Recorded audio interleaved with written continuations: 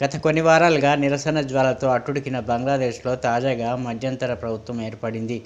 విద్యార్థి సంఘాల కోరిక మేరకు నోబెల్ గ్రహీత మొహమ్మద్ యూనస్ బంగ్లాదేశ్ పాలనా పగ్గాలు చేపట్టారు.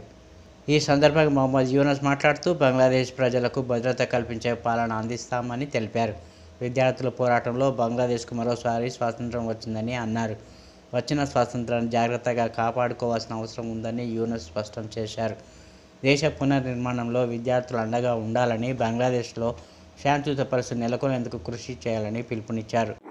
এখানে আইন শৃঙ্খলা ব্যাঘাত হচ্ছে, মানুষকে আক্রমণ করছে, ঘরবাড়ি জ্বালিয়ে দিচ্ছে, সম্পদ জ্বালিয়ে নষ্ট করছে, চুরি করছে, দিয়ে যাচ্ছে, অফিস আদালতে আক্রমণ করছে, সংখ্যালঘুদের উপর আক্রমণ করছে, হিন্দু, বৌদ্ধ, খ্রিস্টান, আহমদিয়া সবার উপর আক্রমণ করছে।